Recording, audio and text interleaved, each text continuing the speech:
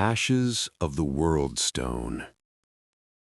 The rogue encampment slept uneasily. Even at dawn, when the light should have softened the scars of war, the air tasted of smoke and iron. The palisade walls stood repaired but not healed, and the women who walked between the tents carried bows not out of ceremony but habit. Beyond the encampment lay the Blood Moor, still wet with last night's fog, and with things far worse. A lone warrior stood at the edge of the camp, his armor darkened by travel and sin. He did not look back when Akarag approached him. "You have returned from the monastery," the blind seer said, her voice calm but burdened, "and yet your spirit is heavier than when you left." He nodded. "Andariel is dead, but death is not the end for what hunts us." Akara smiled sadly. "No, it never is." He had not given her his name, nor did she ask for it. In these times, names were temporary things. What mattered was purpose. And his purpose, like that of so many before him, had been carved by fire, fear, and loss. That night, as the camp settled into uneasy rest, the warrior dreamed. He stood in a vast desert beneath a burning sun.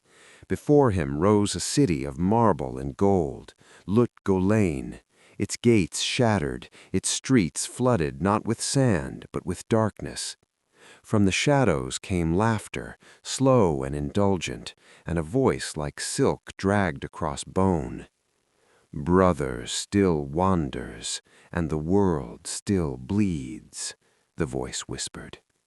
He woke with his hand on his blade and a single name echoing in his mind: Duriel. The desert was merciless. By day the sun scoured flesh and steel alike. By night the cold cut deeper than any knife. The warrior traveled with a caravan for a time, guarding merchants who paid him in water and rumors. They spoke of tombs awakening, of undead kings marching beneath the sands, of a demon that stalked the depths of Tal Rasha's prison. When they reached Lut Gholein, the city's walls loomed like a promise already broken. Inside, the warrior found chaos masquerading as order.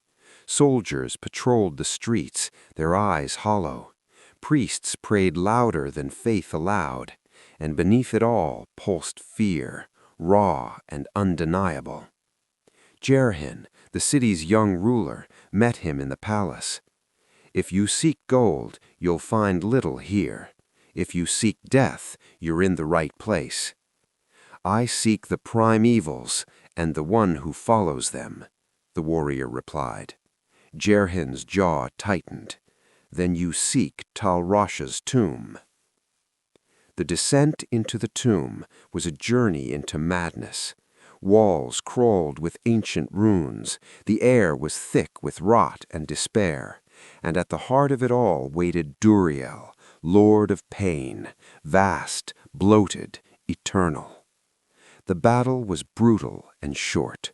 There was no strategy against such hunger, only survival. The warrior's blade struck again and again, guided by fury more than skill. When Duriel finally fell, the tomb trembled as if the world itself exhaled. From the corpse arose a soul stone, cracked and pulsing with evil light. And the warrior knew this was not victory, it was merely a signpost.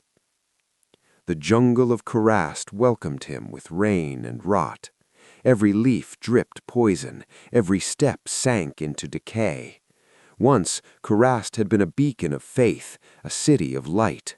Now it was a cathedral of corruption, its temples twisted into mockeries of devotion. He met others there, fighters, mages, hunters, each drawn by the same invisible thread. They spoke of Mephisto, Lord of Hatred, whose influence had rotted the land long before his physical form returned. Together they carved a path through the jungle, through flare camps and forgotten ruins, until they reached the durance of hate. The air was wrong. It pulsed like a living thing. Mephisto awaited them, vast and serpentine, hatred given flesh. His voice filled the chamber, echoing with centuries of spite. "You are too late," he hissed. "The Worldstone trembles. My brothers rise."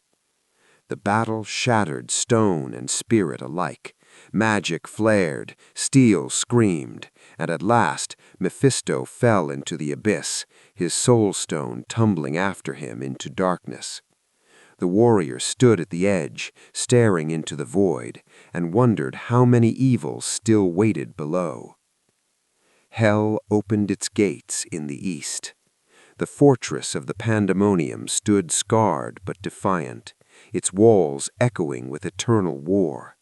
Angels and demons had fought here long before mortals learned to fear the dark, and now a mortal walked its halls with the weight of the world on his shoulders.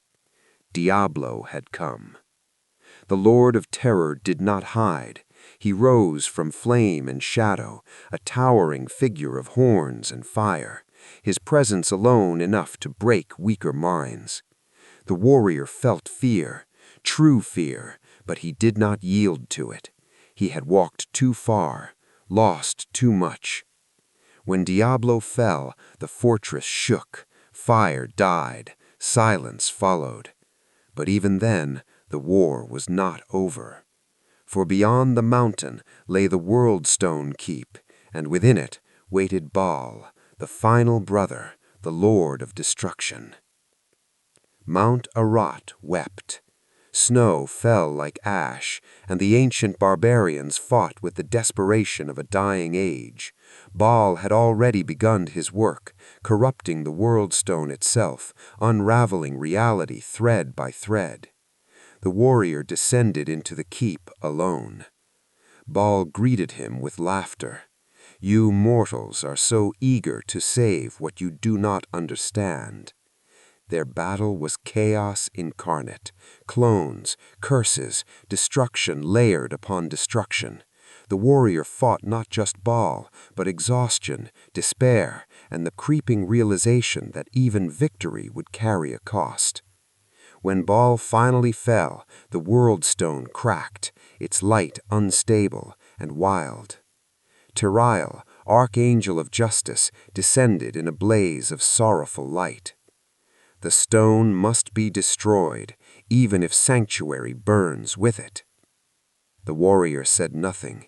He simply watched as Duriel raised his sword. The explosion was blinding. When the dust settled, the Worldstone was gone. The mountain was broken. The war was over. For now. The warrior stood alone, armor shattered, blade dull. Sanctuary still lived, but it would never be the same. Perhaps it never had been. He turned away from the ruins, walking into a world still filled with darkness, still in need of those willing to stand against it. Behind him, the echoes of demons faded. Ahead of him, the road continued. And somewhere, deep in the shadows, evil waited, patient as ever.